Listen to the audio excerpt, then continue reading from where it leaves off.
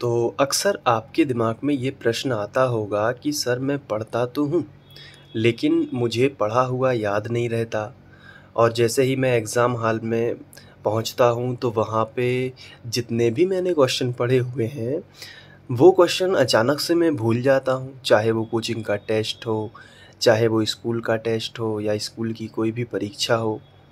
तो मैं घर पे तो पढ़ता हूँ, लेकिन वहाँ जाता हूँ तो भूल जाता हूँ। तो ये पढ़ा हुआ याद क्यों नहीं रहता?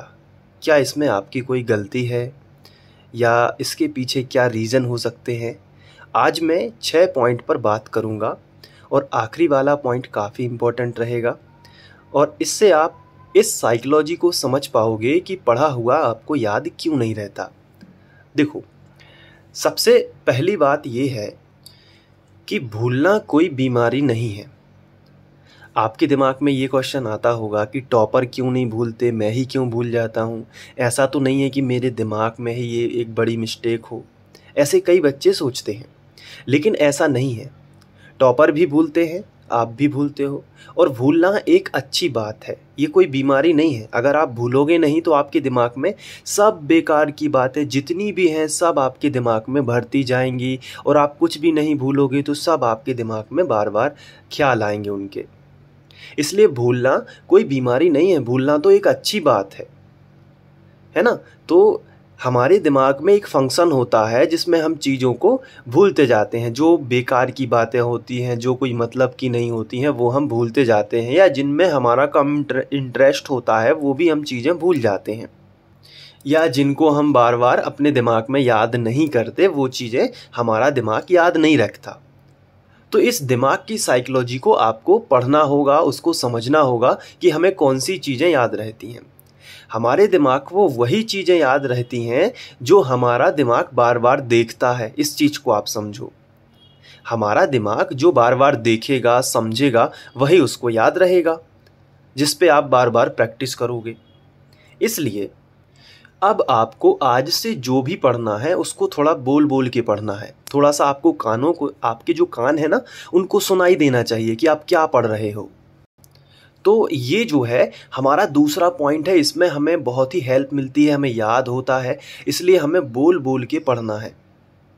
इसके बाद आपको क्या करना है कि 30 मिनट तक आपको पढ़ाई करना है बोल-बोल के, लेकिन 5 मिनट का आपको रेस्ट भी लेना है।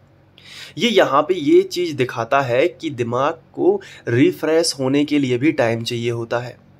क्योंकि आप लगातार पढ़ोगे, उससे आपको फिर कुछ देर बाद आपको आपका जो दिमाग है वो कैच नहीं करेगा कुछ भी। तो आपको क्या करना है, 30 मिनट तक तो पढ़ना है, मतलब आधे घंटे तक पढ़ना है, उसके बाद 5 मिनट का आप रेस्ट ले सकते हैं। तो जो चीज़ें आपके दिमाग में अननेसेसरी आ गई हैं, वो थोड़ा-सा उनको टाइम मिलेगा और जो स्टोर होने में भी टाइम लगेगा, है ना? तो 5 मिनट का आपको थोड़ा-सा टाइम देना है, तभी आप किसी भी आंसर को बहुत अच्छे से याद कर पाओगे। इसके बाद चौथा पॉइंट है कि जो महत्वपूर्ण बातें होती हैं, किसी भी आंसर में कुछ महत्वपूर्ण बातें होती हैं। जैसे उदाहरण के लिए मान लो कि आप शुष्क सेल पढ़ रहे हो, तो शुष्क सेल में क्या होता है कि कार्बन पाउडर होता है, MnO2 का पाउडर होता है। तो ये एक मुख्य बात है कि ये हम बदल नहीं सकते आंसर में, MnO2 और कार्बन पाउडर। या फिर zinc chloride, ammonium chloride cell के मध्य में होता है, सेल के बाहर भरा होता है। एनोड, कैथोड कौन कौन है। तो ये कुछ महत्वपूर्ण बातें होती हैं और इनको आपको लिख लिख के ही याद करना है, क्योंकि लिखने की एक अलग ही मेमोरी होती है। इसलिए इन चीज़ों को आपको लिख लिख के ही याद करना है। पहले आपको कोई भी आंसर जब आप पढ़ते हो तो उसको बोल बोल के करना है। हर 30 मिनट पर 5 मिनट का रेस्ट लेना है और जो महत्वपूर्ण बातें होती हैं उनको लिखना है। हर आंसर के की पॉइंट्स होते हैं। की पॉइंट्स का मतलब होता है कि लंबा चौड़ा आंसर लिखा है, लेकिन उसको आप सेंटेंस में बना सकते हैं। जैसे पहले सेंटेंस में आपको ये लिखना है, दूसरे सेंटेंस में आपको ये लिखना है। जैसे कोई भी एक आंसर मैं यहाँ पे उदाहरण के रूप में ले रहा हूँ। जैसे शुष्क सेल है। तो आप यहाँ पे उसके सेंटेंस बना सकते हो कि पहले हमें बताना है कि कौन एनोड है, कौन कैथोड है। फिर आपको बताना है कि उस जो कैथोड है उसके चारों ओर क्या भरा हुआ, मतलब सेल के बीच वाली बात करना है। फिर उसके बाद जो है जो पात्र है उसमें क्या भरा हुआ है, इस तरीके से। फिर हमें उसके उपयोग की बात करना है। तो ये की पॉइंट्स जो हैं आप अपने दिमाग में सेट करेंगे। और कभी कभी तो आप इन की पॉइंट्स के फॉर्मूले बना सकते हैं, मतलब इनका एक एक शब्द लेके आप एक वाक्य बना सकते हैं और उस वाक्य को आप याद कर लेंगे तो पूरे पॉइंट्स एक साथ में आपको याद हो जाएंगे।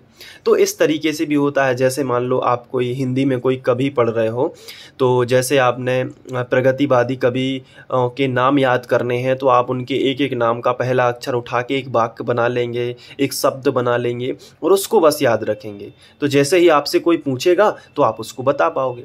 मतलब ये है कि की पॉइंट्स पर भी फोकस करना है। मेन तो जब भी आप रिवीजन करो, पूरा पढ़ने की ज़रूरत नहीं है, आप हर आंसर के की पॉइंट्स लिख लो और बस की पॉइंट्स को देख के आप सेंटेंस बोलने का प्रयास करो। की पॉइंट्स देखा, सेंटेंस बोल दिया, की पॉइंट्स देखा, सेंटेंस बोल दिया।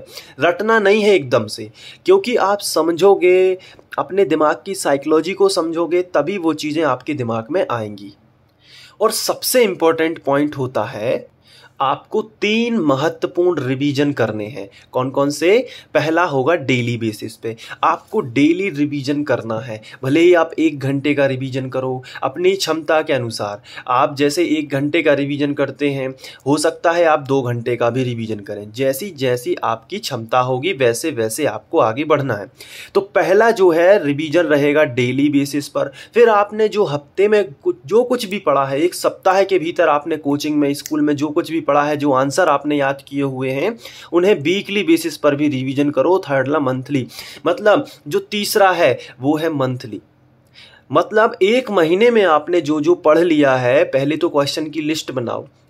मैं तो ऑफलाइन कोचिंग में अपने बच्चों से कहता हूं कि आप तो लिस्ट बना लो कि कितने क्वेश्चन आपने पढ़े हैं। 20 क्वेश्चन, 30 क्वेश्चन, 50 क्वेश्चन। जैसे मान लो कि आपने 1 महीने में 50 क्वेश्चन याद किए हैं, तो आप अगले महीने दूसरे 50 करोगे तो ये पहले वाले 50 आप भूल जाओगे, क्योंकि दिमाग तो ऐसा ही है ना अपना।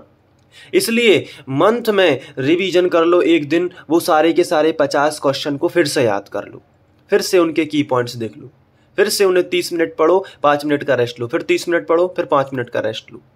उनके की पॉइंट्स क्या है उनको देखो, है ना। तो उनको लिख लिख के देखो, उनकी जो महत्वपूर्ण बातें हैं उनको लिख लिख के देखो। 50 क्वेश्चन का रिवीजन, 1 महीने तक आपने जो 50 प्रश्न याद किए हैं ना, अगर आप उनको 1 दिन तक, केवल उनको 1 दिन दे दो, आप लिख लिख के याद करो, की पॉइंट्स देखो, तो ये ऐसा होगा कि वो 50 प्रश्न आप भूलोगे नहीं। फिर अगले महीने के लिए फिर यही स्ट्रेटजी लो, डेली के 2 क्वेश्चन, 3 क्वेश्चन, 5 क्वेश्चन, जितनी आपकी क्षमता है उस हिसाब से पढ़ो। फिर जैसे मान लो 1 हफ्ते के अंदर आपने 30 प्रश्न याद कर लिए, तो अब 30 प्रश्न का रिवीजन कर लो, फिर अगले 30 उठाओ।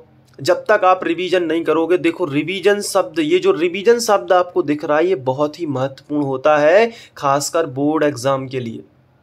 यहाँ तक कि IAS, जितनी भी ये बड़े बड़े एग्जाम होते हैं, UPSC, इन एग्जामों में रिवीजन काफ़ी इंपॉर्टेंट होता है। तो आपका बोर्ड एग्जाम है, यहाँ पे भी आपको रिवीजन करना ही पड़ेगा। और रिवीजन कैसे करना होता है? एक होता है डेली बेसिस पर, एक होता है सप्ताह में 1 बार, और दूसरा होता है मंथली, मतलब 1 महीने में आपने जितना जो कुछ भी पढ़ा है उसका रिवीजन कर लो। मैं आपका बिल्कुल भी टाइम बर्बाद नहीं करना चाहता। छोटा सा वीडियो इसलिए बनाया है कि जल्दी से फटाफट से ये टेक्निक लगाओ और याद करना शुरू कर दो। बेकार के तथ्य बिल्कुल भी मत याद करो, बेकार के तथ्य नहीं याद करना है। जो आंसर में इंपॉर्टेंट है उसके की पॉइंट्स पकड़ो और उसी से क्वेश्चन को बांध दो, उसका जो आंसर है उसको बांध दो, अच्छे से पढ़ो। ऐसा नहीं है कि टॉपर भूलता है आप नहीं भूलते हो, या टॉपर नहीं भूलता आप भूलते हो, ऐसा कुछ भी नहीं है। इस सब चीज़ों को छोड़ो, आप भूलते सब हैं, चाहे वो टॉपर हो, चाहे एक मीडियम स्टूडेंट हो, चाहे एक औसत हो, भूलते सभी हैं। डिपेंड करता है कि कौन बार बार प्रैक्टिस कर रहा है। मेन तो रिवीजन का है। टॉपर से आप कभी पूछिएगा तो वो बोलेगा रिवीजन ही महत्वपूर्ण है। मैं खुद बार बार रिवीजन करवाता हूँ, इसलिए रिवीजन कितना इम्पोर्टेंट है आपके लिए ये आप खुद भी नहीं जानते हो। सबसे ज़्यादा भले ही आप कम प्रश्न करते हो, लेकिन उनका रिवीजन करते जाओ, नहीं तो वो भी भूल जाओगे आप। इसलिए रिवीजन काफ़ी इम्पोर्टेंट है। तो इस चीज़ को बिल्कुल अपने दिमाग से निकाल दो कि मैं भूलता हूँ तो मैं कभी याद नहीं कर सकता, क्योंकि भूलना कोई भी बीमारी नहीं है। आप इस टेंशन से मुक्त रहिएगा। ना अपना टेंशन बनाओ, अच्छे से पढ़ाई करो, ना डीमोटिवेट हो, किसी भी तरीके का कोई टेंशन लेने की ज़रूरत नहीं है। बस एक बात याद रखो, की पॉइंट्स पर फोकस करो और डेली रिवीजन करो। फिर जो डेली बेसिस पर 7 दिनों में पढ़ा है उनका 1 सप्ताह तक रिवीजन करो, और जो 1 सप्ताह से ऐसे 4 सप्ताह तक पढ़ा है तब 1 महीना हो जाएगा, तो मंथली में रिवीजन करो। आप अच्छे से पास हो जाओगे अगर आप एक एवरेज स्टूडेंट हो, और 90+ नंबर भी ला सकते हो। अगर आपकी राइटिंग अच्छी है, आपकी क्षमता अच्छी है, तो आप निश्चित ला सकते हो। बस छोटी छोटी बातों का ध्यान रखना होता है। उम्मीद है कि आप इस वीडियो लेक्चर से कुछ सीखे होगे और पढ़ाई पर ध्यान दोगे। ठीक है, मिलते हैं नेक्स्ट वीडियो लेक्चर में। आपके कुछ डाउट हो तो कमेंट में मुझे ज़रूर बता देना। ठीक है, थैंक यू।